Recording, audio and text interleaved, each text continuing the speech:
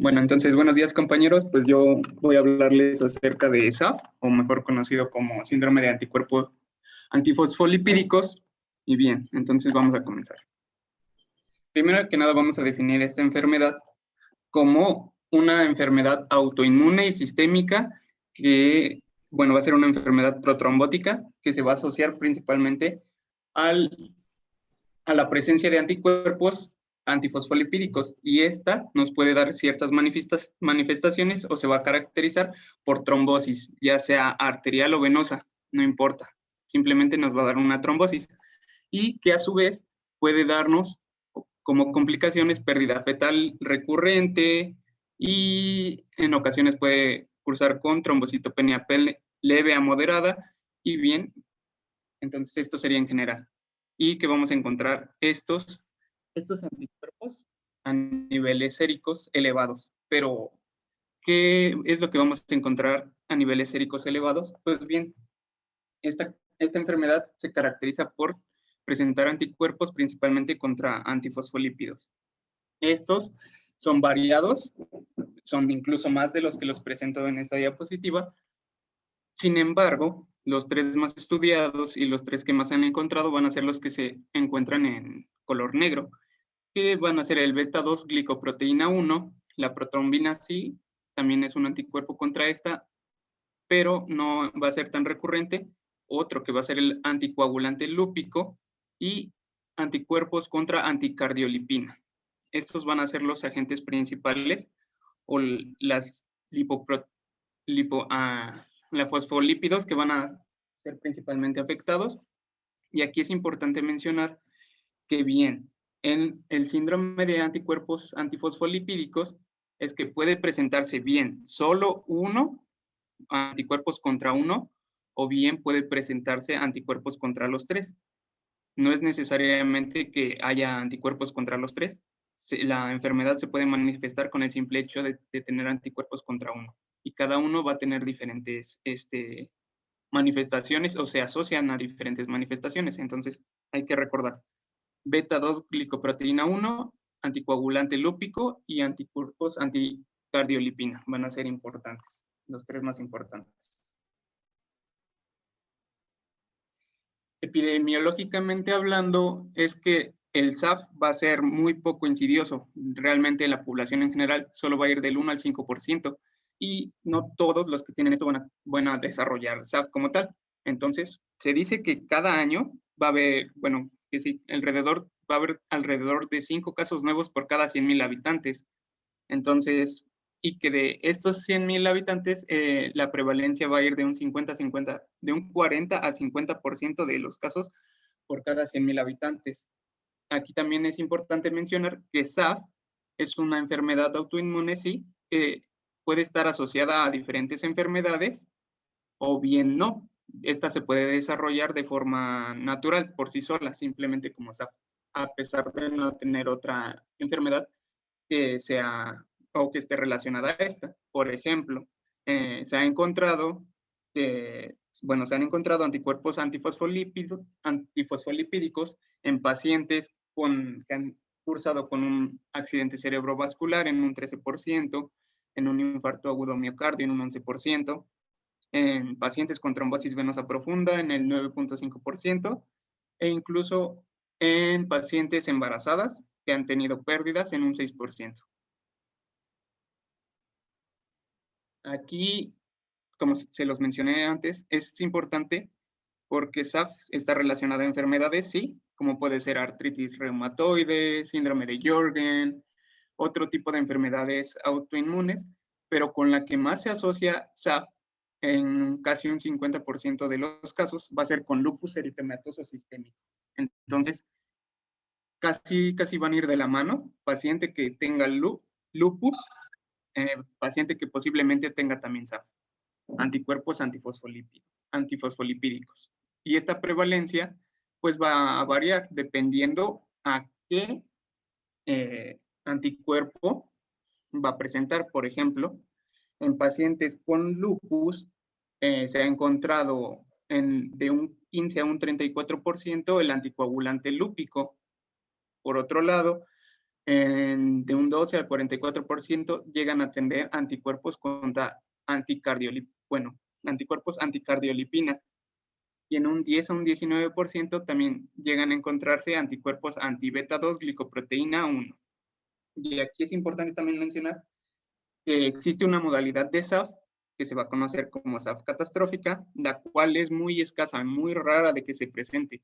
O sea, en pacientes con SAF llega a presentarse solo en el 1% de los casos. Sin embargo, esta tiene una importancia clínica importante, ya que puede a generar grandes complicaciones, incluso a la muerte de la paciente. Entonces, cuando se presenta este SAF catastrófica, es importante darle un seguimiento y tratarla adecuadamente y en tiempo, ya que es un gran riesgo para el paciente. Bien, entonces, ¿cómo actúa SAF? Pues básicamente, la fisiopatología del SAF se va a dar por la trombosis, ya sea venosa o arterial. Aquí la cuestión es que esta puede estar asociada a dos procesos principalmente, y estos derivarse de muchas otras causas. Por ejemplo, las principales sintomatología que nos va a dar pueden ser por dos procesos, bien por la propia trombosis, ya sea venosa o arterial, o bien por mecanismos no trombóticos, como estos mecanismos no trombóticos asociados ¿a qué? A la inflamación. Entonces, aquí sí es un poco extenso y la verdad quise abreviárselos un poco porque desarrollar cada uno de los procesos que desarrollan una trombosis, pues sería no terminar, ¿no? Pero, por ejemplo, se las asocia en tres grandes grupos. Una trombosis se puede dar por una interferencia con los factores de la coagulación solubles. Esto quiere decir que bien, pues, se puede haber afectado la inhibición de la proteína C, de todos los componentes celulares que tienen un factor en el proceso de la trombosis. Entonces, por ejemplo, la inhibición de la proteína C, de la proteína S, de la antiprotrombina, otros factores, por ejemplo, que se inactive por esta misma proteína, la beta 2, que PI, no recuerdo, o que bien disminuyan estos niveles de trombomodulina, lo cual nos va a generar que sea o que tienda a más a un estado protrombótico, o que también otro punto es la interferencia de las células con la cascada de la coagulación, como qué células, por ejemplo, la activación de los monocitos, ya que haya una sobreregulación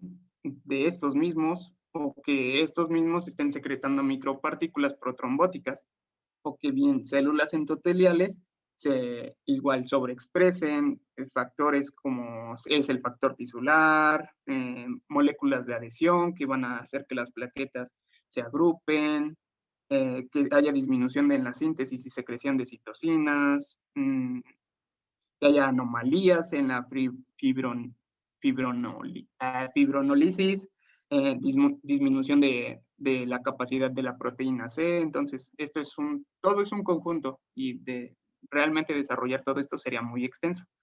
O bien, que la interacción plaquetaria también tiene que ver con esta trombosis. Por ejemplo, que haya un aumento de esta activación plaquetaria, el aumento de esta agregación plaquetaria y que haya una formación de micropartículas derivadas de estas plaquetas, que nos van a dar un estado protrombótico. Por otro lado, los mecanismos no trombóticos, como se los mencioné, van a estar asociados más a la inflamación. Estas van a estar más asociadas a la inflamación. Por ejemplo, por una lesión trofoblástica. Y entonces, ¿por qué puede haber una lesión trofoblástica?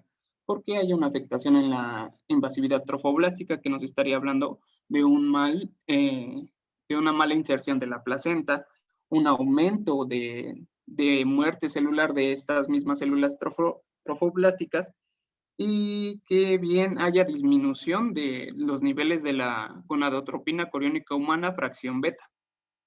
Por otro lado, en la activación del complemento a nivel decidual y placentario también va a tener una participación importante en esta inflamación, ya que esta inflamación va a ser in situ, o sea, en la placenta, y esta va a estar dada ya sea bien por la vía clásica del complemento o la vía alterna. También podemos encontrar aumento en el factor de crecimiento y de las proteínas C4. Y bueno, y las células inflamatorias pues también van a tener participación, ya que al haber un proceso inflamatorio, pues estas van a aumentar, su concentración de células va a aumentar, y lo que se menciona es que aumentan principalmente células como los macrófagos, perdón, van a verse aumentados. Entonces, esta va a ser la fisiopatología de SAF por procesos trombóticos y no trombóticos. Bien, aquí algo importante que mencionaba en los factores o en la fisiopatología no trombóticos es que había una mala inserción de la placenta. Entonces, esto nos iba a generar una anatomía patológica de la placenta, ¿no? Y esta anatomía patológica, bueno, va a verse presente o va a verse reflejado principalmente en placenta. Y la vamos a ver como una placenta de peso reducido, que bien va a tener trombosis o pequeños infartos placentarios difusos, que va a haber disminución de las membranas sinciticiales, presencia de vellosidades hipovascularizadas, fibrosis de estas mismas vellosidades, o bien un aumento de los números de nudos sincitiales. Entonces aquí ya nos podemos dar una idea de a lo que puede estar asociado a SAF, ¿no? Entonces si recordamos una mala inserción de la placenta, ¿a qué enfermedad estamos hablando? Bueno, a preeclampsia, que vamos a mencionarla un poco más adelante. Entonces, SAF va a manifestarse de manera obstétrica como diferentes, se dicen las llaman complicaciones obstétricas, y esta se va a manifestar como bien una muerte fetal. Esta muerte fetal nos referimos a un producto mayor a 10 semanas.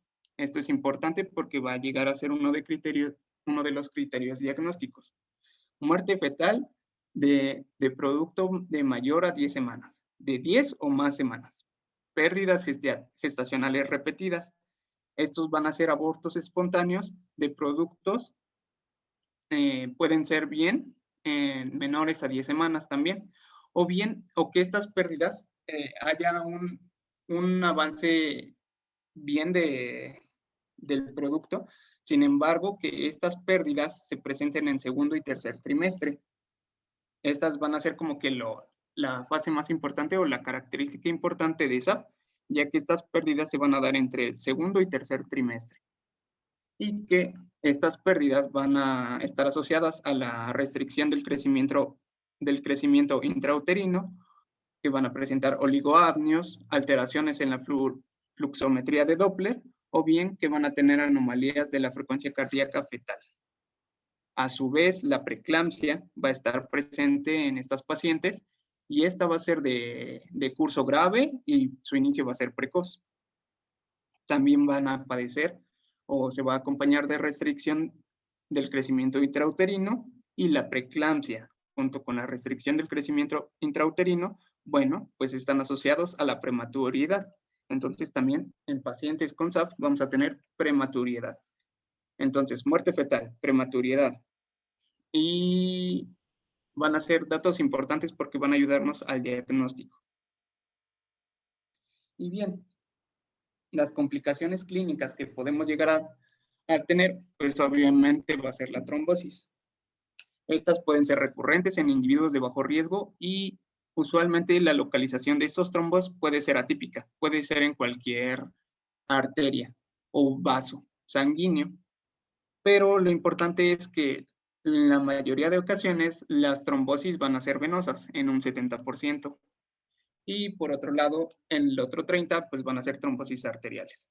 Entonces, en las trombosis venosas, principalmente se asocian, o vamos a verlas reflejadas en las venas profundas de la pantorrilla, pero también podemos encontrarlas en la vena porta, en la vena mesentérica, en la vena esplénica, la subclavia e incluso en las venas cerebrales.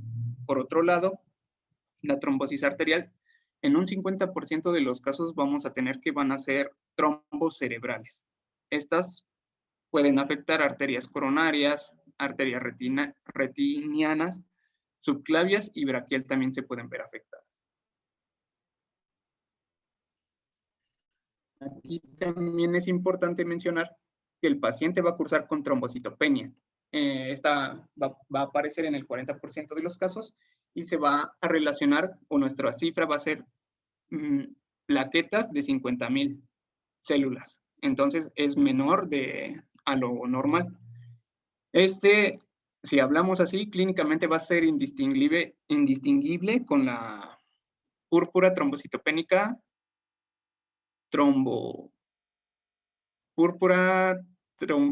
protrombótica, que me parece. Púrpura trombocitopénica trombótica.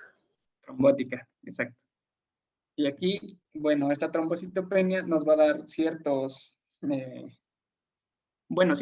manifestaciones, ¿no? Por ejemplo, a nivel clínico, es que vamos a encontrar el lívido reticularis, que van a ser estas formaciones, como esta red que vamos a encontrar en las piernas de la paciente. No sé si alcanzan a ver en la imagen que se forman estas redecitas debido a eso. Entonces, eso va a ser llamado o denominado lívido reticularis. Por otro lado, también se va a presentar anemia hemolítica autoinmune. Aquí, al realizar el test de COMP, este va a salir positivo y también podemos encontrar algunas alteraciones neurológicas, como puede ser la amaurosis fugaz. La paciente está bien, ve normal y supongamos que se va a la cama y al otro día despierta y ya no puede ver nada. Entonces, asociación a manifestaciones neurológicas, amaurosis fugaz principalmente. Y bien, para el diagnóstico, pues ya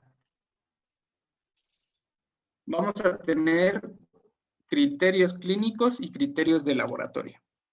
Se dice que para diagnosticar SAF es importante basta con tener un criterio clínico y un criterio de laboratorio para confirmación de SAF. Entonces, ok, es que me pareció que tenía mala conexión. Entonces, con un criterio clínico y un criterio de laboratorio podemos diagnosticar SAF. Y entonces, los criterios de laboratorio van a ser fáciles. Con que encontremos presencia de algún anticuerpo antifosfolipídico, como les mencioné, ya sea el anticoagulante lípico, anticardiolipina, o bien anti-beta 2 glicoproteína 1, va a ser suficiente para decir que, bueno, para tener un criterio de laboratorio, si hay presencia de alguno de estos tres.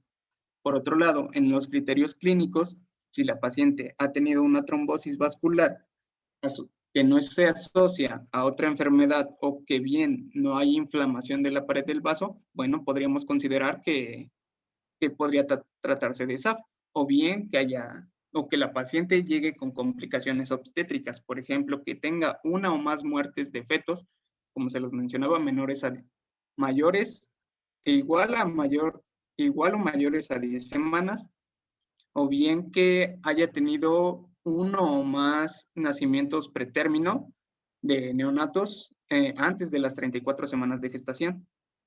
Asociado esto, importante, a preeclampsia o eclampsia, o que haya malformaciones o anomalías en la placenta. También que la paciente llegue a tener 3 o más abortos espontáneos consecutivos antes de las 10 semanas. Estos criterios clínicos, con que tenga uno de estos criterios, bueno, y uno de laboratorio, ya va a ser diagnóstico para SAF. Por otro lado, es importante tener una buena valoración clínica, ya que se debe valorar el daño orgánico ocasionado por la misma enfermedad. Y entonces, pues sí, hay factores de riesgo y al ser una enfermedad protrombótica puede que esta paciente haya tenido algún proceso trombótico y no sabemos si este proceso haya dado un daño orgánico irreversible, ¿como cuál? Pues que sí haya tenido una insuficiencia renal, una insuficiencia cardíaca, un AVES, un accidente cerebral vascular, o que haya generado hipertensión pulmonar. Por otro lado, si llegó a tener otra trombosis que no haya sido tan grave o que haya tenido anticoagulante lúpico presente en estudios, o que bien estén presentes los tres anticuerpos principales, el anticoagulante lúpico, anticardiolipina y beta 2 glicoproteína 1. O bien también si nuestra paciente fuera del SAF está en una edad avanzada, ya que también se considera un factor de riesgo y que obviamente se va a ver reflejado en el embarazo.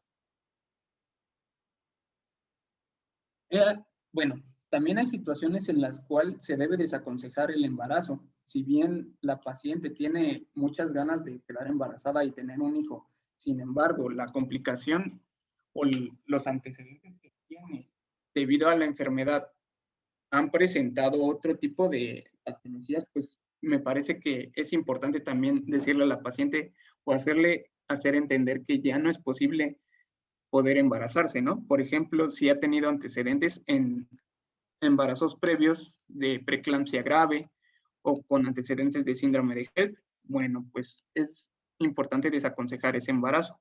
O bien que también tenga o curse con una hipertensión pulmonar grave, que tenga insuficiencia cardíaca, que tenga falla renal, o bien que haya sufrido un ictus o en los últimos 6 meses.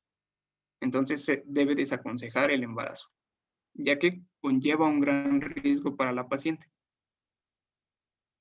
Y bueno, por último llegaríamos, bueno, casi al último, a la valoración del laboratorio. Aquí se utilizan la mayoría de estudios de gabinete y de laboratorio.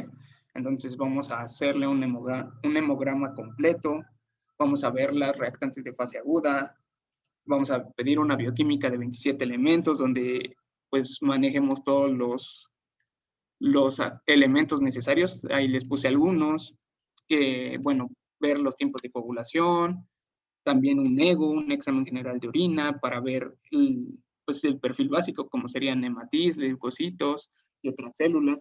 Aquí también pedir en este mismo análisis de orina, pues una relación de proteína creatinina, incluso mandar el valor de perfil contra los anticuerpos antifosfolipídicos.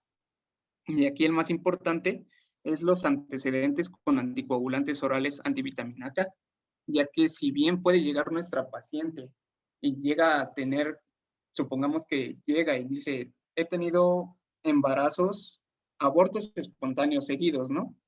Pero ella sabe que tiene SAF y está tratada o está, bueno, sí, está teniendo tratamiento con estos antivitamina K, que principalmente es la warfarina. Bueno, pues es que esta warfarina se asocia mucho a estos abortos espontáneos, ya que genera hemorragias a nivel, bueno, atraviesa la placenta, lo que lleva a que esta concentración llegue a niveles iguales a la madre, incluso al bebé, lo que genera abortos, hemorragias, malformaciones en los bebés.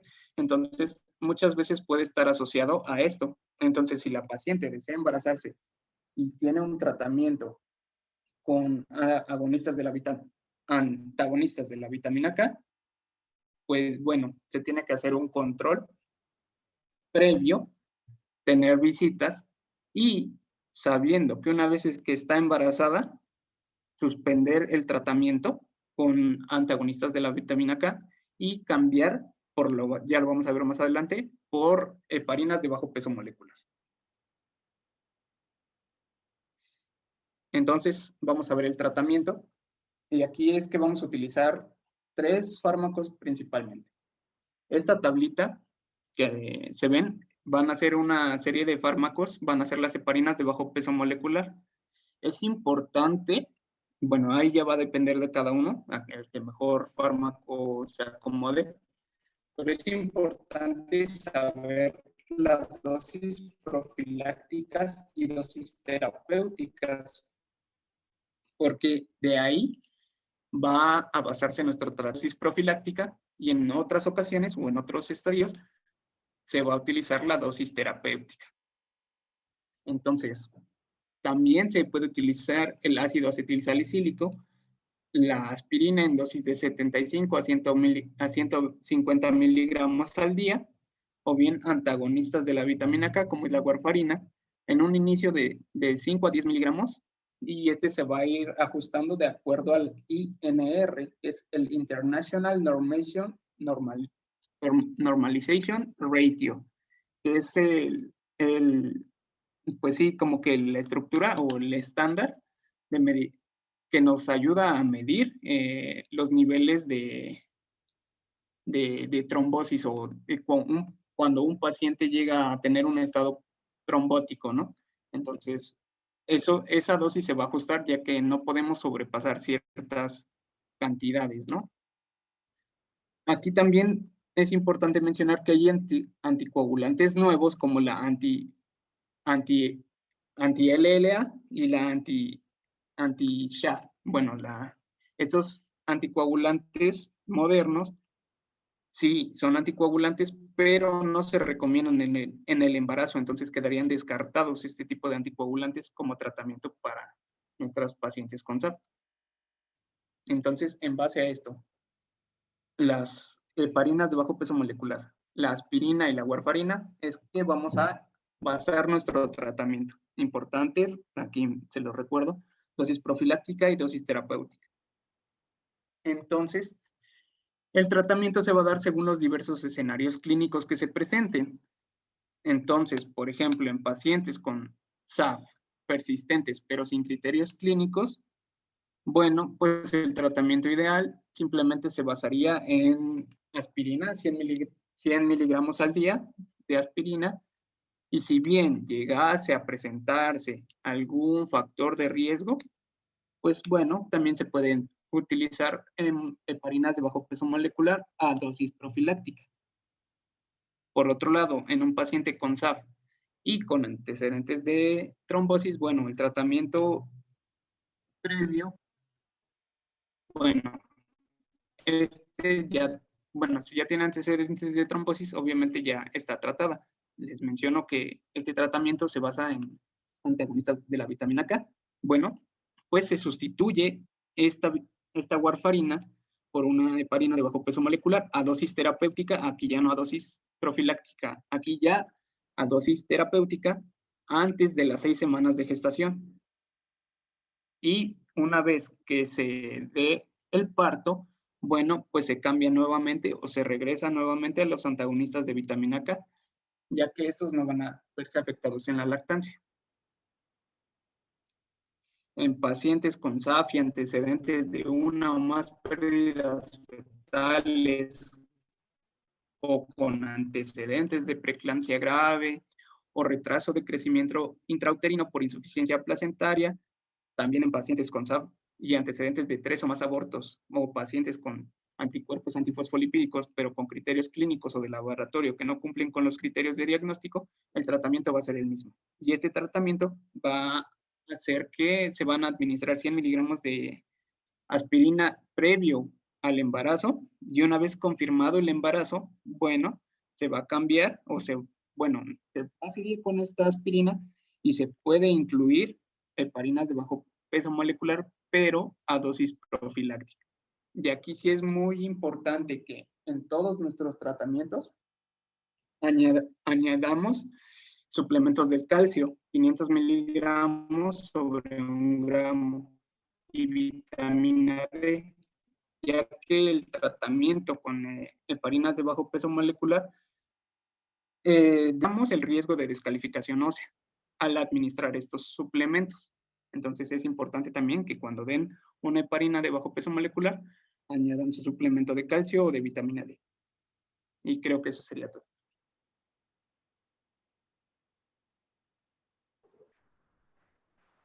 Bueno, no sé si tienen alguna duda o pregunta para su compañero. ¿Quedó todo claro?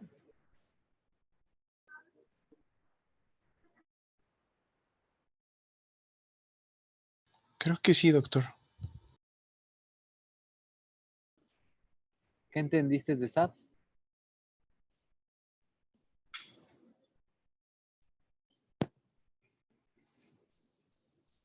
Bueno, tengo una en cuanto a la terminación del embarazo. Aquí la recomendación general entonces sería terminar embarazo en semana 36, 37. No, estrictamente una paciente con SAF no es indicación absoluta ¿cómo se llama? No es una indicación absoluta para programar para cesárea o para inducción de interrupción prematura. Por lo regular, estrictamente una paciente con SAP bien controlada puede llegar a sus 40 semanas y tener un trabajo de parto espontáneo. Sí está en algunas ocasiones indicado una inducción a la semana 9, ¿va? Estrictamente hablando. Sin embargo, al SAF le tenemos mucho miedo y programamos prácticamente llega a las 38 semanas con inductores de madurez pulmonar y finalizamos, sea inducción o sea cesárea. Idealmente debe de ser parto. ¿Por qué? Porque disminuye los riesgos de trombosis. Entre un parto y una cesárea es 1000 veces mejor un parto que una cesárea en cuestión de riesgo de trombosis. La sometes a más riesgo en una cesárea a un evento trombótico.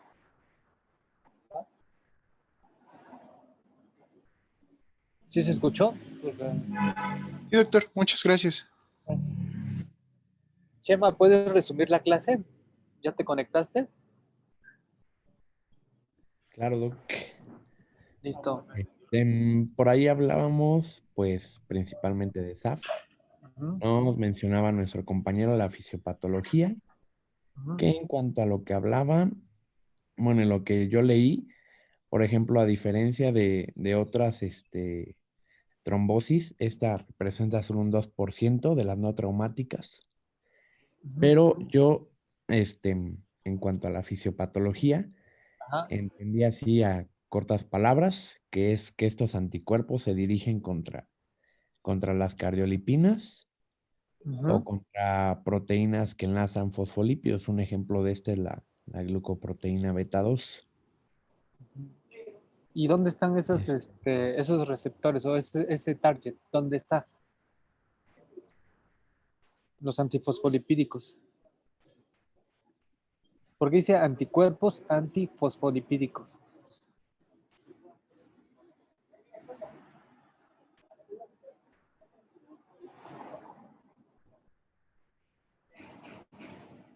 Bueno, Perdón, doctor, se me tú trabó un me, poquito. tú me comentaste que había que va sobre los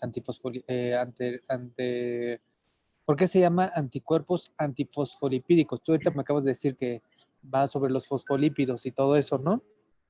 Así te entendí. Ajá, sí, exactamente. Pues se ¿Dónde, encuentra, ajá, dónde se encuentran o cómo se encuentran?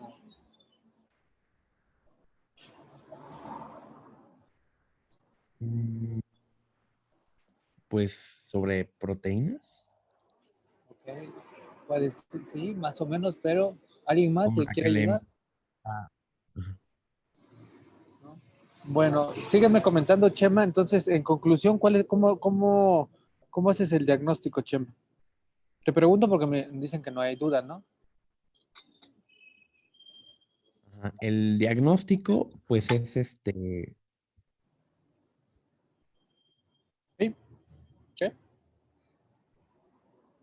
con los criterios, ¿no? Que se mencionaban, bueno, que Sí. mencionaba mi compañero, había había 3 y eran bueno, además de las trombosis vasculares, me acuerdo que mencionaba de cuando menos una muerte fetal, a las 10 semanas o más. Okay.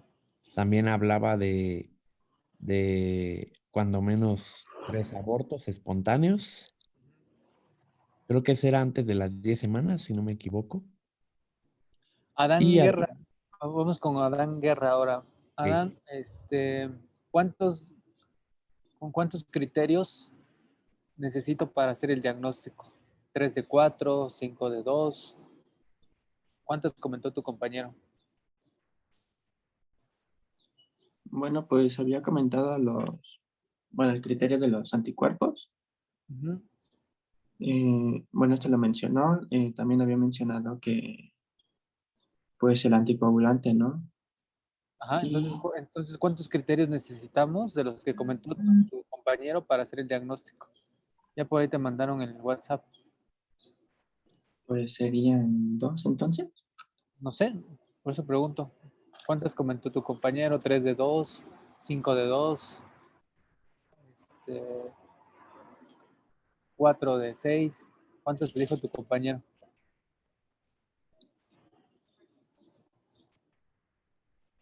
Vamos a ver. Listo. Bueno.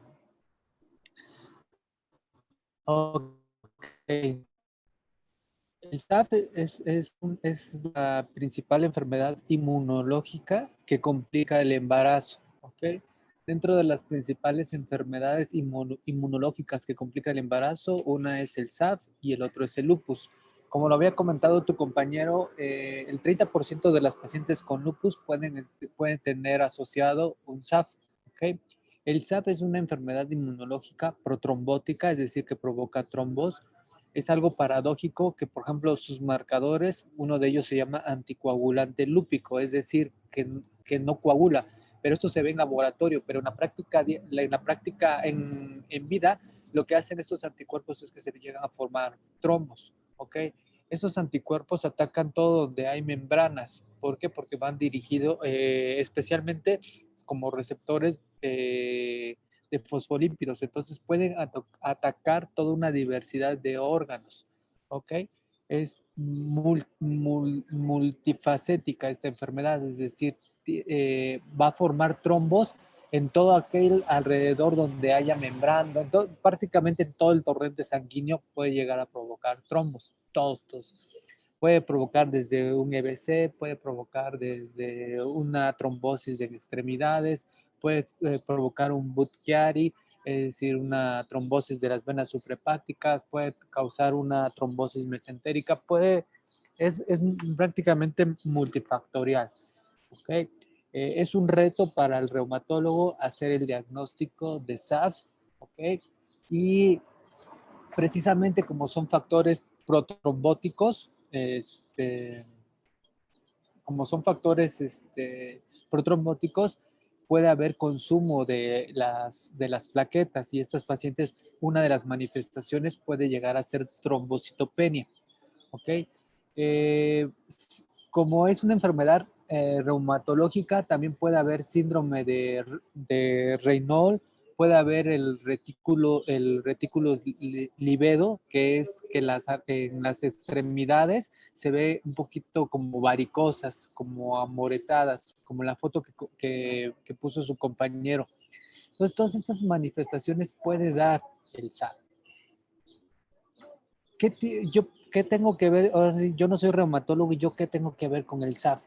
Bueno, ¿por qué en el módulo de obstetricia estamos viendo SAF? Bueno, porque SAF y lupus es una de las principales enfermedades inmunológicas que complican el embarazo. Y como es un reto, muchas veces la paciente puede estar asintomática, no tiene nada, puede tener alguien de ustedes puede tener una enfermedad o yo puedo tener una enfermedad inmunológica, pero pues no manifiesto nada, a lo mejor un poquito de cansancio, qué sé yo, alguna sintomatología, muy vaga, ¿no? Muy demasiado vaga, que a veces no buscamos asesoría médica, ¿no? Sin embargo, en la mujer, cuando se llega a embarazar, ¿ok? La manifestación que nos puede llegar a dar es la de abortos recurrentes. Es lo más común, abortos recurrentes. Entonces, aborta una vez, el aborto, recuerden que un aborto, la primera causa, ¿cuál es? Habíamos comentado cuando vimos la clase de aborto. SAF, justo SAF. Bueno, sí, pero si es una paciente, su primer aborto, le vas a decir, tiene SAF. Ah, no. ¿Cuál es la primera causa de un aborto temprano? Habíamos quedado. ¿Era el útero incompetente, doctor? No. Genéticos. Genético. Exactamente. Para útero incompetente necesitamos una pérdida en el segundo trimestre. Sí puede ser un aborto tardío o una pérdida en el segundo trimestre. En una paciente que se embaraza y tiene un aborto y es el primero, la gran mayoría de las veces es una alteración genética en el producto. Principalmente quedamos que era la trisomía 16. ¿Se acuerdan? Sí. Sí. Ok. De hecho, en el CTO lo vimos, ¿va? Es una paciente que tiene su primer aborto y no le vas a decir tiene SAF. ¿Ok? Primer aborto, pues es un error genético. Todas las parejas en algún momento de su etapa reproductiva lo pueden llegar a tener. Lo que no es normal es que una paciente tenga abortos recurrentes, es decir, ya lleva 2 abortos. De hecho, de hecho, es un paciente que tiene 2 recurrentes o más de 3 abortos en distintas etapas de su vida reproductiva, es decir, tuvo un parto, luego un aborto, una cesárea y un aborto, ¿ok? Y un parto normal y otro aborto. Ese ya es un aborto recurrente o 2 abortos consecutivos. En ese tipo de pacientes ya hay que estudiar porque ya no es común, ya no es frecuente que tenga más de 2 abortos. Cuando la paciente llega a tener más de 2 abortos es cuando empezamos a sospechar de SAF. O también sospechamos de SAF cuando la paciente tiene el antecedente de una trombosis en una extremidad. En días previos, en la consulta, había una paciente. Voy a apagar mi cámara porque se está consumiendo muy rápido mi pila, creo que por eso. Okay. En la semana vimos a una paciente que es su segundo embarazo. Tuvo un embarazo, es muy joven, tenía 28 años. A los 20 años se embaraza y cursa con una trombosis. Todo bien, le dan heparina, bla, bla, bla, pues una trombosis en el embarazo, se acabó. 8 años después, ahora que la veo, nuevamente se embaraza y nuevamente cursa con una trombosis. La paciente era delgada, no tenía ninguna comorbilidad, era sana, entonces no había factores de riesgo mecánicos o algo que me hiciera sugerir que algún proceso por el cual la paciente estaba cursando con trombosis. Entonces, esta paciente ya es altamente sospechosa de que muy probablemente tenga SAF, porque ya tiene dos eventos trombóticos. No tiene los abortos, no tiene las pérdidas, pero muy probablemente es raro que una paciente sana, nada más así porque sí, haga algún problema, algún evento trombótico. También puede tener alguna enfermedad hematológica, ¿ok? Protrombótica. Sin embargo, por frecuencia, lo primero que debo de descartar en esta paciente es SAF. ¿Ok? Y se mandó a reumatología y efectivamente encontraron algunas alteraciones sutiles en los anticuerpos. ¿Ok? Y se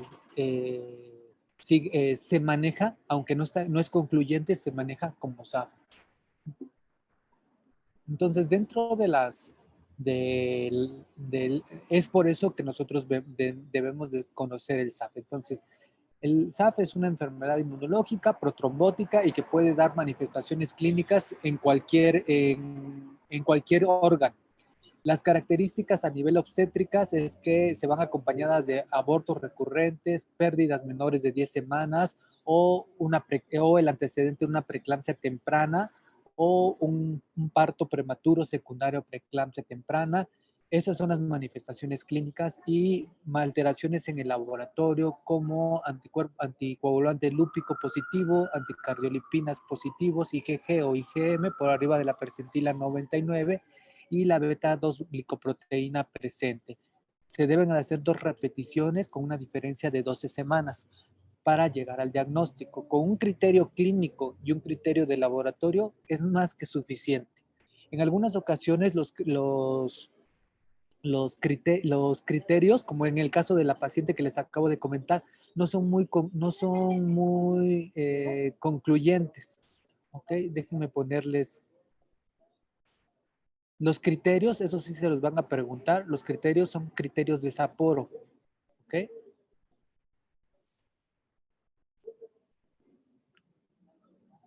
Ya se ve que estoy compartiendo mi pantalla. ¿Ya? Sí, doctor. Ya se ve. Ahí se ve la tabla 1 y esos son los criterios recientes, los criterios de Sapporo, así. Eso siempre eso sí se los van a preguntar, esa es pregunta de examen, tanto en cualquier área, siempre les van a preguntar los criterios de Sapporo, ¿ok? Y esos son que son los que nos comentó sus compañeros, debe de tener ya sea un criterio clínico o un criterio de laboratorio. Sin embargo, actualmente ya tenemos, como hay pacientes, como el caso que yo les comenté, que los anticuerpos no salen realmente positivos como nos gustaría, hay un SAF obstétrico. ¿Okay? Por eso en la tabla 2 dice criterios no convencionales o clásicos, es decir, no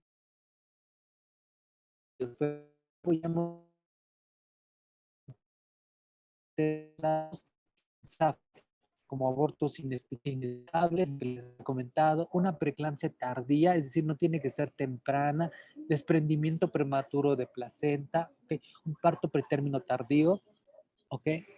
Eventos fallidos por FIV, es decir, fertilización in vitro, que haya tenido problemas, o sea, que no hayan pegado a esos bebés y que los laboratorios no se encuentren tan alterados. ¿Ok? Estos son criterios para los no convencionales y más que nada ahí entran el SAF obstétrico, ¿ok? Que es una nueva subclasificación, es decir, relacionado con la obstetricia, porque el SAF clásico, el que ve el reumatólogo, tiene sus criterios, es muy franco, es muy fácil hacer el diagnóstico, bueno, relativamente, ¿ok? Sin embargo, en el SAF obstétrico, como en este caso que les comenté de esta paciente, pues no cumple los criterios de laboratorio, pero sí cumple los criterios clínicos. Entonces queda un poquito no concluso el diagnóstico, por eso es que se hizo esta rama de SAF obstétrico. ¿Ok? El tratamiento de este tipo de pacientes es heparina y aspirina. ¿Ok? La combinación de heparina y aspirina ha tenido buenos resultados. ¿Ok? Gracias a Dios, no utilizamos warfarina. ¿Por qué? Porque la warfarina es teratogénica y es un poquito difícil de manejar, principalmente porque tenemos que tener, como comentó sus compañeros, tenemos que tener un INR entre 0.8 y 1.2, ¿ok? Y es estarle ahí calculando, entonces es un poquito difícil. Gracias a Dios, utilizamos heparina, que es muy fácil usar la heparina de bajo peso molecular, se calcula 1 miligramo por kilogramo, es decir, si la paciente pesa 60 kilos, se van a utilizar 60 miligramos de enoxaparina, ¿ok? Si hay dosis profilácticas o dosis terapéuticas, lo que había comentado su compañero, las dosis terapéuticas, profilácticas es para evitar, a lo mejor esta paciente no ha tenido antecedentes de trombosis y le vamos a dar enoxaparina dosis profilácticas, es decir, para evitar una trombosis.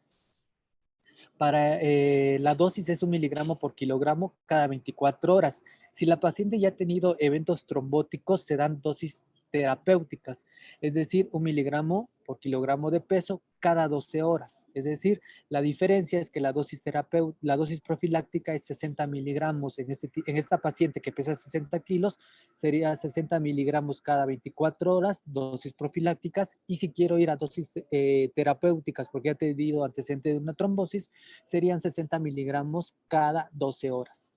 ¿Ok? Principalmente la dosis terapéutica se da en pacientes que hayan tenido eventos trombóticos. ¿Ok? Utilizamos ambas, heparina y aspirina. Calcio casi no lo utilizamos, sí está indicado el calcio porque efectivamente una de las complicaciones del uso de la heparina es la hipocalcemia. Sin embargo, eso se da principalmente en otro tipo de heparinas. La heparina de bajo peso molecular no es tan frecuente observar esta situación. ¿Ok? Y aquí no utilizamos el TP o TPT o el INR para ver la coagulación. ¿Por qué? Porque donde actúa la heparina de bajo peso molecular es en el factor X. Entonces, para eso tendríamos que determinar factor X, que en la vida real, o sea, en la vida común, no lo utilizamos. ¿Ok? O sea, no medimos el factor X. La actividad del factor X, perdón. ¿Va? Entonces, esa es la importancia. Las conclusiones son, siempre debo de sospechar SAF en una paciente obstétrica que haya tenido eventos trombóticos, cualquiera, ¿ok? Siempre debo descartar, o paciente que haya tenido abortos recurrentes o preeclampsia temprana, ¿ok? Por ejemplo, en los casos que hemos visto que tiene una paciente con preeclampsia temprana, es el primer embarazo, ok, pues fue una preeclampsia temprana, algo inmunológico, se acabó. Pero si tiene antecedente trombótico o tuvo preeclampsia temprana y tiene antecedente de abortos, tengo que hacer el protocolo para descartar SAP. Ese es el mensaje muy importante que se tiene que llevar. ¿Cuándo voy a sospechar SAP? Esta paciente se maneja multidisciplinariamente, es decir, con reumatólogo, con hematólogo, ¿ok? Debo de manejarla. El otro mensaje es que debo de saber que en caso de que tenga una paciente con SAF, debo utilizar heparina y aspirina. El otro mensaje es que la paciente con SAF me puede provocar, se puede complicar principalmente con preeclampsia temprana, ¿ok? Con óbito fetal, con la muerte del feto intrauterino, ¿ok? Y con principalmente. No sé si hay alguna duda o pregunta con SAF.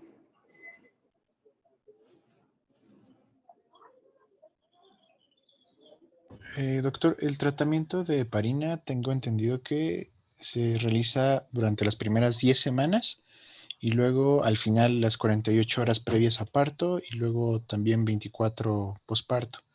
¿Es correcto o se utiliza por todo el embarazo? No, perdón, ¿cómo se llama? El,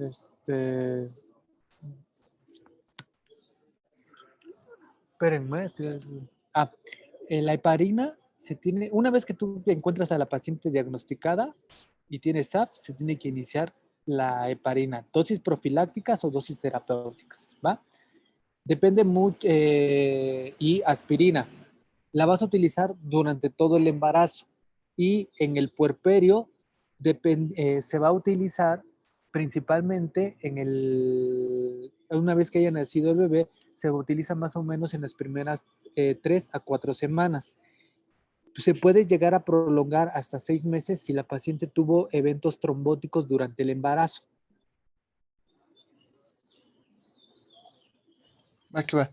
Y otra pregunta también, doctor. Mencionaba que para confirmar el diagnóstico se requiere confirmarlo 12 semanas después. Así es. Entonces, ¿está indicado iniciar tratamiento desde el primer diagnóstico? ¿O Bueno, nos esa esperamos es una, hasta la esa es confirmación? una pregunta muy frecuente. ¿Cuándo vamos a empezar a utilizar el, el tratamiento? Si la paciente, si ya es muy avanzado el embarazo o ves que hay muchos criterios, que es muy franco que pudiera llegar a tener, se puede iniciar el tratamiento luego, luego. De hecho, yo que donde hice mi especialidad en Torreón, muchas veces llegaban estas pacientes a biología de la reproducción porque no se pueden embarazar, porque se embarazan y abortan, y por cuestiones económicas no se podían hacer los marcadores, se iniciaba aspirina en lo que estaba el resultado. Sí, el tratamiento no te va a modificar el resultado de los anticuerpos. Ok, gracias.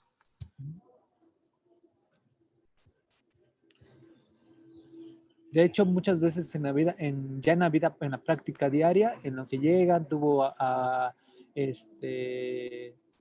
abortos recurrentes y todo, utilizamos la aspirina. Luego empezamos en lo que están los resultados, en lo que está la valoración por reuma, ¿ok? Ya a veces no iniciamos en oxaparina porque es caro, ¿ok? Porque es un poquito más, no delicado, pero es un poquito más caro. La caja cuesta 1,000 pesos, nada más con eso. Y tiene 2 ámpulas. Y ahora con la pandemia, pues no hubo enoxaparina. ¿Dudas, preguntas? ¿Todo quedó claro con SAF? Y ya por último, probablemente me vaya a desconectar porque ya tengo poca batería, pero si me llego a desconectar, ahorita me conecto a mi celular. ¿Listo? Sí, Bueno, y ya para terminar, quiero compartirles otra historia bonita. No está.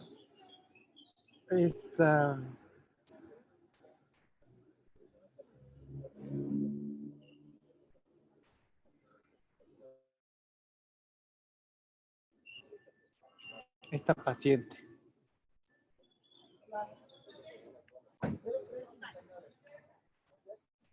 ¿Se acuerdan cuando vimos, ¿qué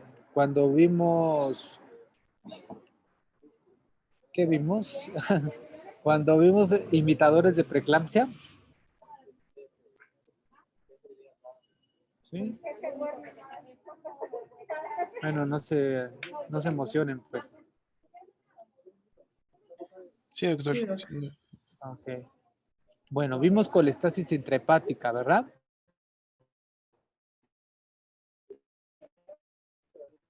Sí, Este, Alejandra, cuéntanos en resumen, ¿qué es la colestasis intrahepática?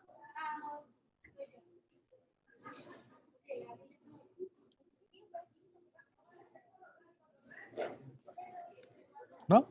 Bueno, Sí, bueno. Pues es un defecto en ¿qué una enzima. pasó? ¿Eh? ¿Sí me escucha? Sí, te escucho. Pues es un defecto en una enzima, y era quién sabe qué, así, deshidrogenasa, que es la que ayuda a la beta-oxidación de los ácidos grasos y que hace que haya un acúmulo de colesterol. No, pues así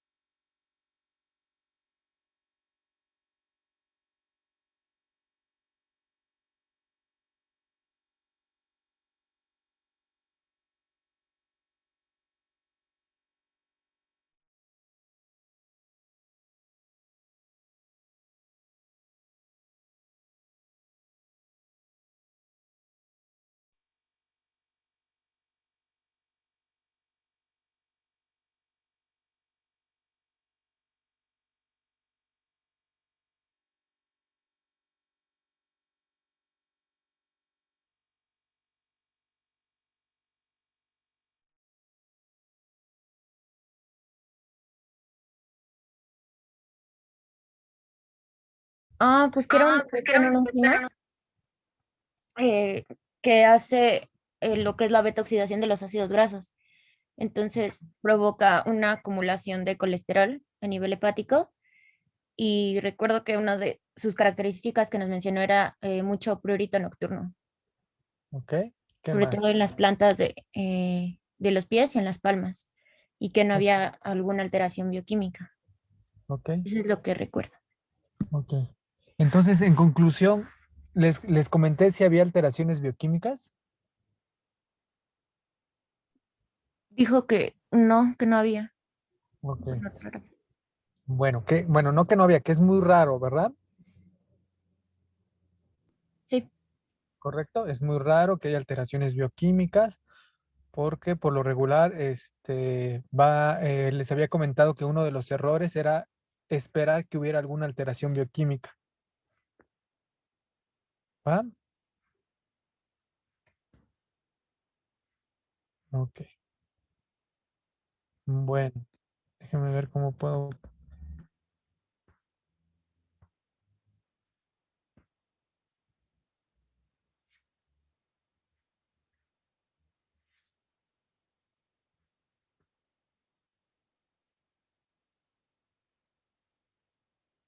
¿Se ve mi pantalla? Es que no sé cómo hacerle para.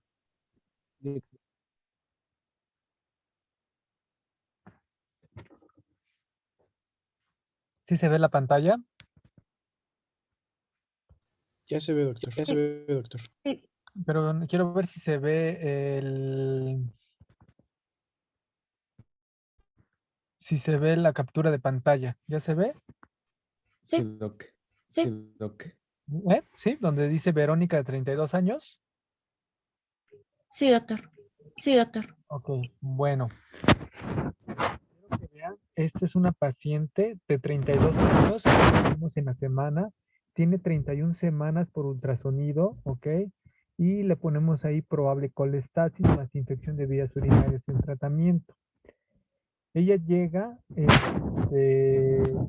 se refiere asintomática, todo bien, ¿ok? No tiene dolor de cabeza, zumbido de oídos, nada.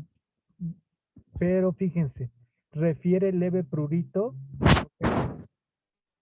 Localizado en plantas y palmas con predominio vespertino, como disuria. ¿Sí lo ven? Sí, Ok.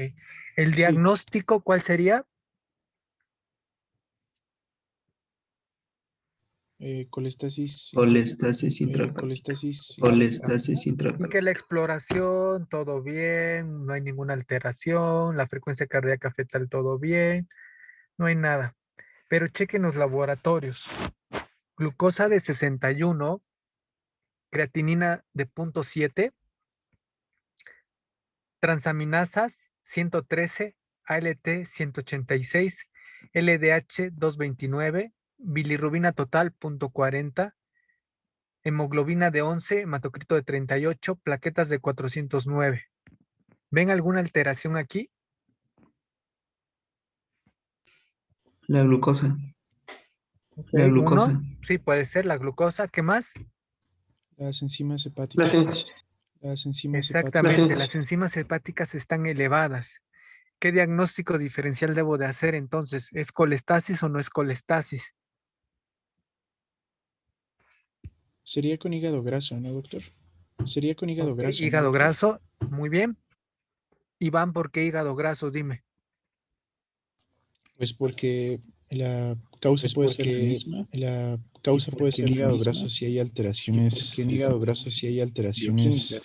Ok, Es más muy común. bien. Es más común. Exactamente, estoy totalmente de acuerdo contigo, hígado graso, pero cuéntame, ¿qué más harías, qué más alteras? ¿Te acuerdas cuando vimos nuestros diagnósticos diferenciales? Hígado graso ataca el hígado, como su nombre lo dice. Y si ataca el ataque al hígado es más grave, más delicado, ¿con qué más va a cursar la paciente? También estaría con náuseas, malestar general, cansancio, anorexia. Malestar Y habría general, un cansancio, dolor anorexia epigástrico. y habría un Inicia dolor primero como epigástrico. un ataque al estado general, ¿no? Y luego, ya que empieza a cursar con eso, ¿qué alteraciones bioquímicas hay a los pocos días que empieza con estas manifestaciones que me acabas de decir?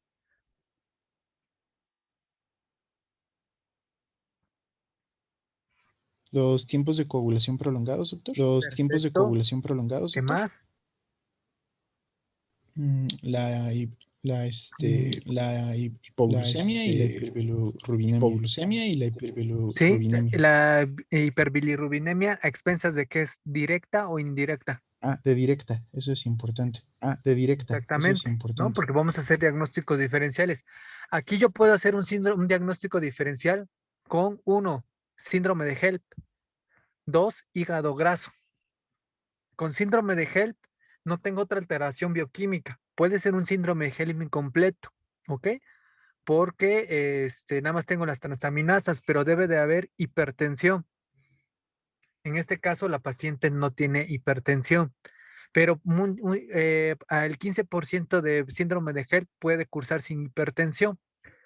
Entonces, sería muy raro que tenga síndrome de HELP de la variante no hipertensiva, que es un 15% a 20%, y que no hubiera otras alteraciones como trombocitopenia, ¿ok? O datos de anemia hemolítica, porque las bilirrubinas están normales. Tiene una bilirrubina total de 0.4. Hiperbilirrubinemia a expensas de la indirecta, si fuera gel, por arriba de 1.2, o hiperbilirrubinemia a expensas de la directa por arriba de 2. Y están normales las bilirrubinas. Los tiempos no están prolongados. La glucosa sí está disminuida y dijimos que en hígado graso va a haber hipoglucemia, ¿correcto? Entonces, el diagnóstico diferencial no está descarado.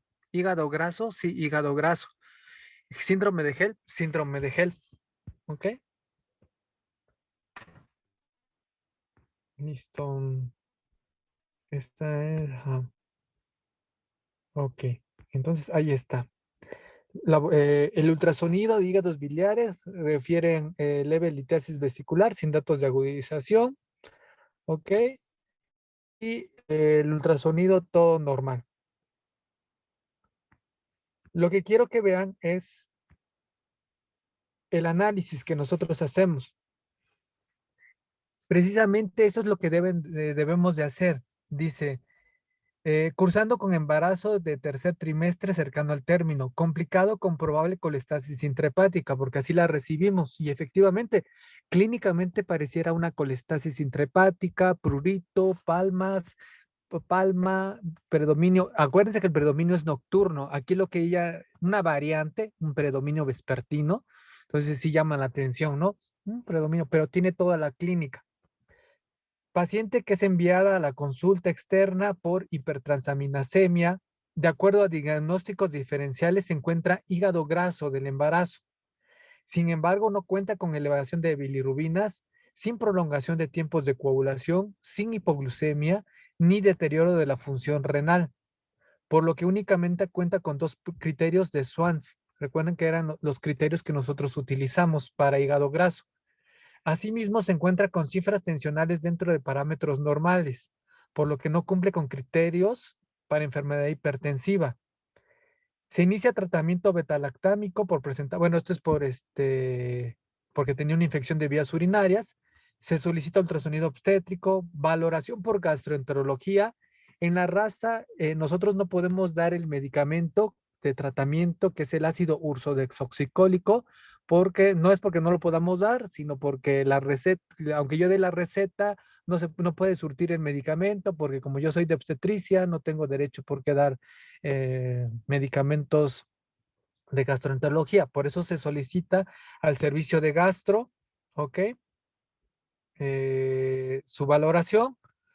En estos momentos se encuentra hemodinámicamente estable, no hay ningún dato de urgencia, es decir, para finalizar el embarazo. ¿Ok? ¿Listo? ¿Checaron? Entonces ya ven cómo ya ustedes ya pueden pasar a hacer un pase de visita y hacer diagnósticos diferenciales, ¿va? Esta paciente es de las raras que tiene elevación de transaminasas. Y se asustan porque sí te tienes que poner trucha porque dices, híjole, no vaya a ser que sea un hígado graso, no vaya a ser que sea un... Por eso tenemos que hacer los diagnósticos diferenciales. ¿Ok? ¿Dudas acá? ¿Preguntas?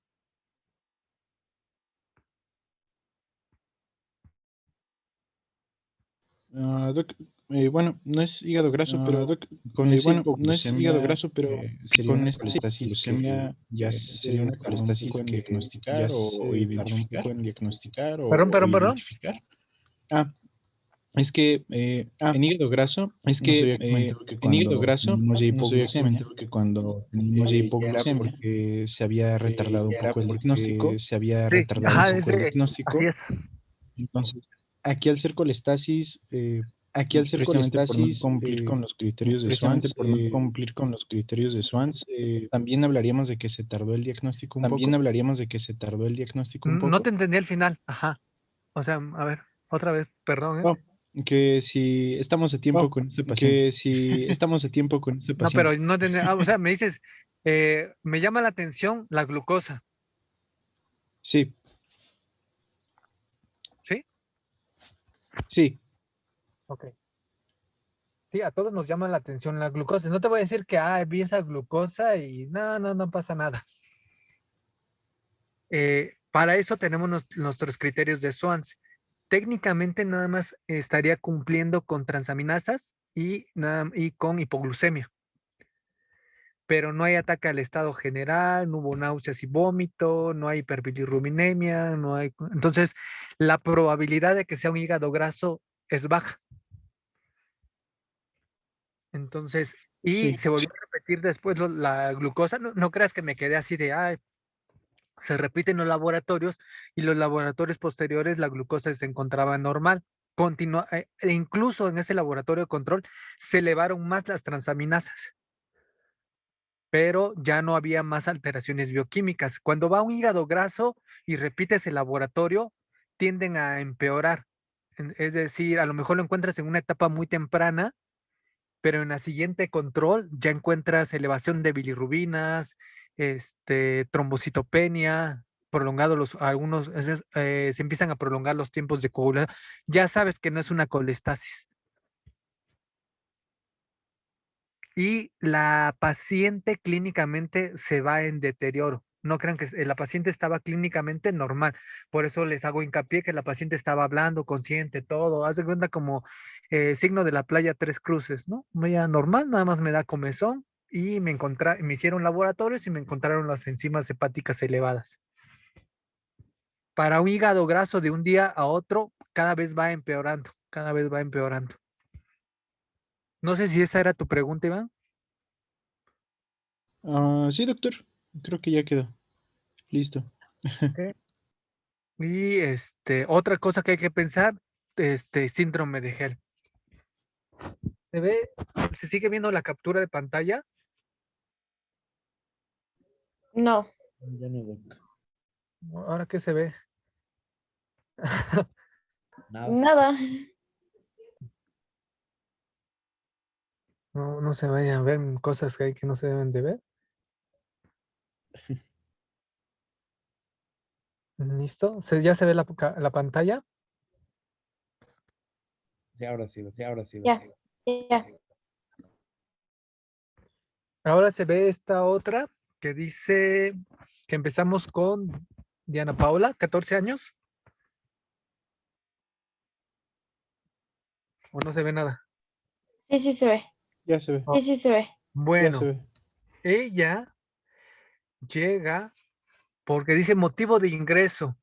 Ella llega el 9 de mayo por picos febriles de 39 grados, vómito, mareo, visión borrosa, ¿ok? Tenemos vesical de 4 días de evolución, ¿ok? Ese es el motivo por el cual llega. Pero, y ella como antecedentes de importancia es que tiene 14 años, tuvo un embarazo, su primer embarazo, ¿ok? Y iniciando toma de misoprostol el 4 de mayo. utilizó 100 miligramos, ¿ok? De misoprostol. ¿Si lo ven allá? Y continúa con sangrado, salida de material, y eso fue el 4 de mayo. Y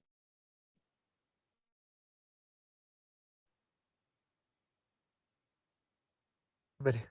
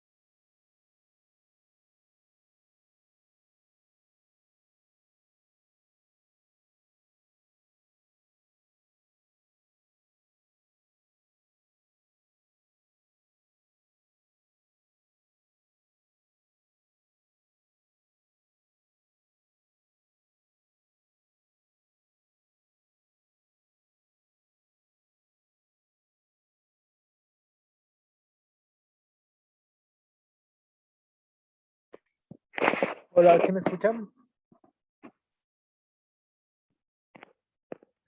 Sí, doctor. Perdón, es que de repente no sé por qué como que se traba. Bueno, vamos a compartir pantalla nuevamente.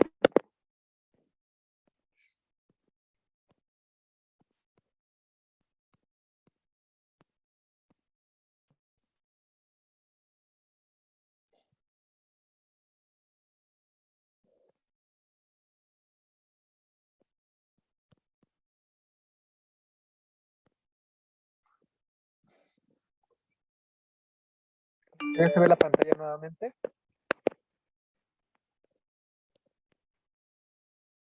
Estamos con... ¿Ya se ve? La captura de pantalla donde dice antecedentes obstétricos. Listo, sí.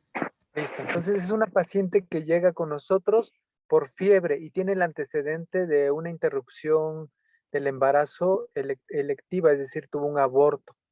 En casa ella tomó 100 microgramos de sublingual de misoprostol, tuvo sangrado, ok, eso fue el 4 de mayo y hoy 9 de mayo llega porque tuvo sangrado de 39 grados, mareo, vómitos, lipotimia, tenemos vesical. Cuando la paciente se refiere asintomática, ok, tuvo un pico febril, ok, y en la exploración refiere leve dolor en hipogastrio, los signos vitales normales, TA de 110/70, frecuencia cardíaca de 72. La exploración física, todo bien con ella, alerta, consciente, ok. Doloroso, dice que todo abdomen sin datos patológicos, no datos de dilatación peritoneal, puntos ureterales negativos, Giordano derecho positivo, ok. Genitales externos, todo normal, escaso sangrado fétido. Ok, déjenme ver. La hemoglobina está en 11.5, plaquetas 171,000, leucos de 13,300.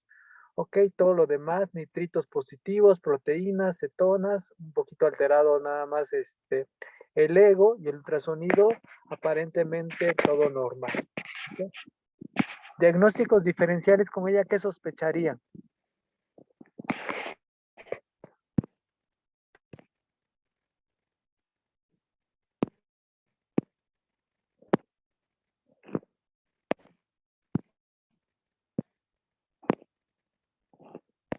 No los escucho.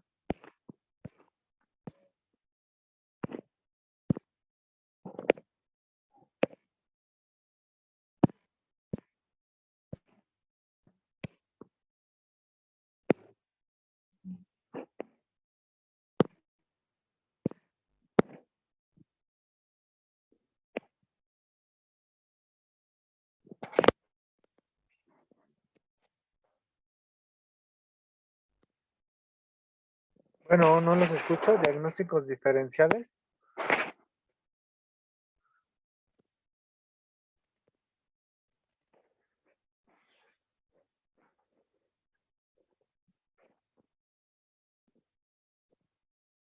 No se me ocurre algo en concreto, doctor. Estoy pensando. Ok, si tuvo un aborto y hace 5 días y hoy llega con fiebre, un aborto que nadie indicó, nadie nada, solo fue en casa y ahorita llega con fiebre, ¿cuál sería? ¿Qué pensarían? La primera sospecha. ¿Sepsis? Ok, ¿cómo se llama eso?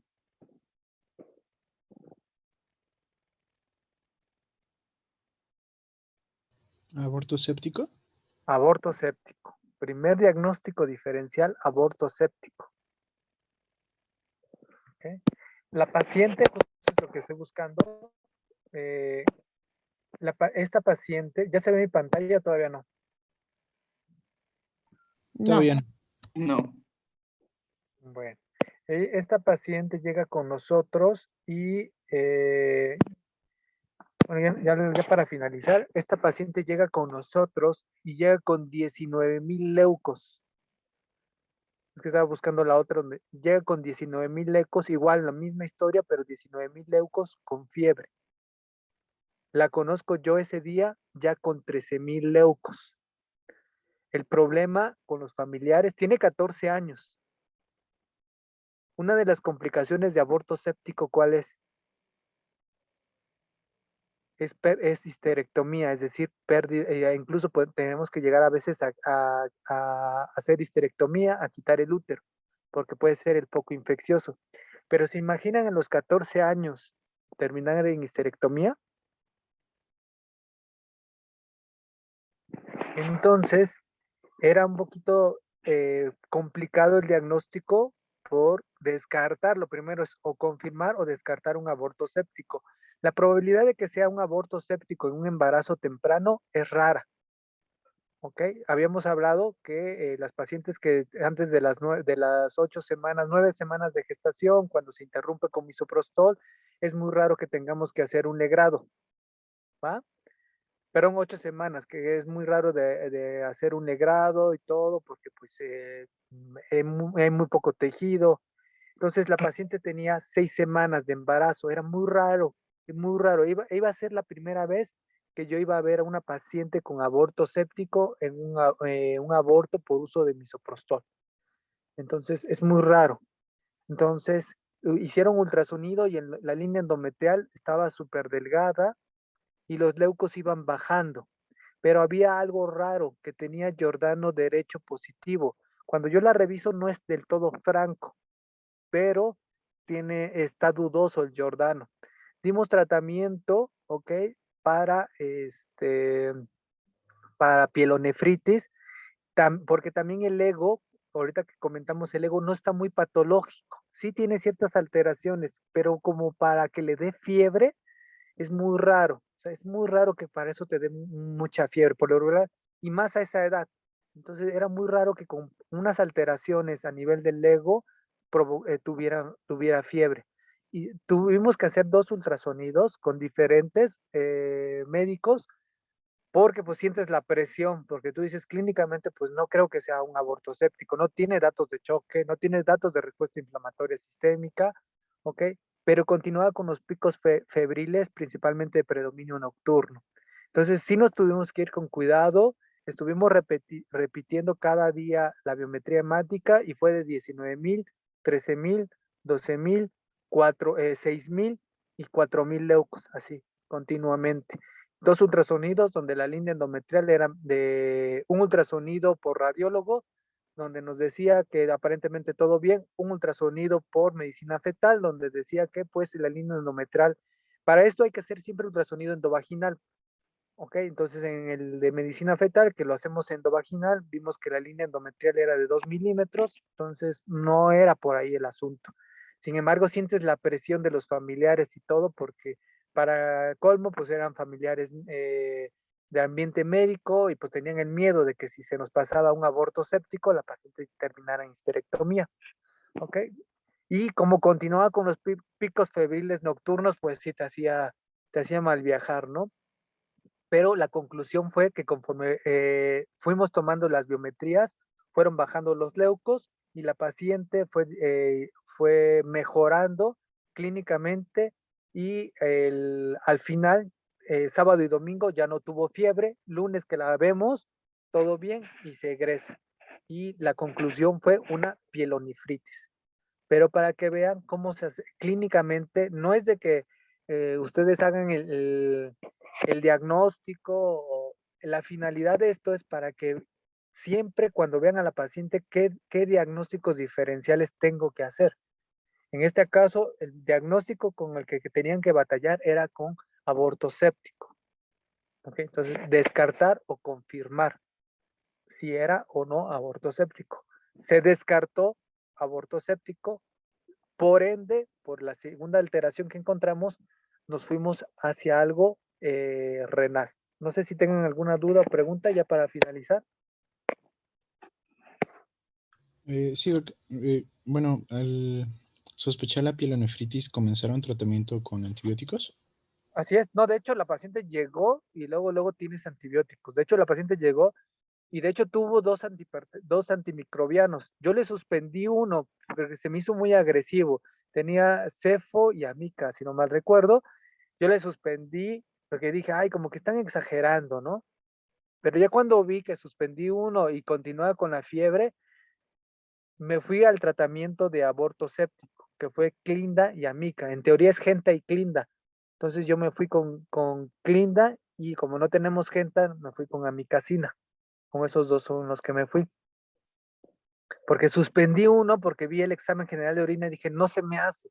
No se me hace ni que fuera séptico ni que fuera pielonefritis. Lo suspendí y pues la paciente no mejoraba y aunque clínicamente y ultrasonográficamente no pareciera aborto séptico, me fui sobre aborto séptico, es decir, proteger aborto séptico, que no fuera la de malas y que fuera eso, y monitorizamos los leucos y fueron disminuyendo, fueron disminuyendo. No porque fuera el tratamiento ideal, sino como no mejoraba la paciente y no encontrábamos el foco, al final el foco infeccioso fue a nivel renal. ¿Por qué? Porque empezó a referir Giordano. El Giordano también era muy dudoso, o sea, era dudosón ahí, como que no me convenció. Pero pues bueno, vimos que al final nunca tuvo criterios por aborto séptico, ¿no? Ok, gracias. ¿Alguna otra duda o pregunta?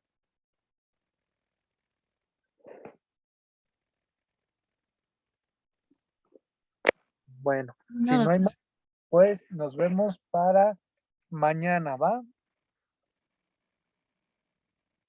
Sí, Entonces ahorita me pongo contigo de acuerdo, Iván, y checamos los horarios, ¿va? Va. oiga, doctor, ¿pero qué tema vamos a ver mañana? Sigue parto, ¿no? Bueno, es que en el temario aparece antes infecciones de Hodge, me parece, y después viene trabajo de No, parto. no, Torch la vamos a diferir ahorita. Nos vamos a trabajo de parto. Ah, ok. Mm, Necesito que ya vayamos avanzando. Sí vamos a ver TORCH, pero al final. Pues necesito ahorita terminar trabajo de parto para ya empezar con el módulo de ginecología. De hecho, ya me mandaron la clase de trabajo de parto.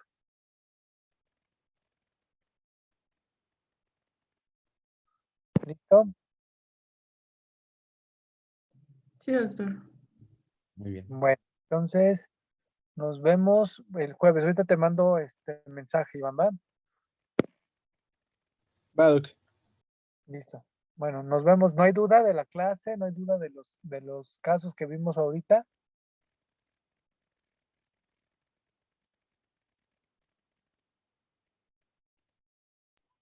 No, doctor. Todo bien, Doc. Gracias. Sobre, nos vemos. Bye. Vaya, doc.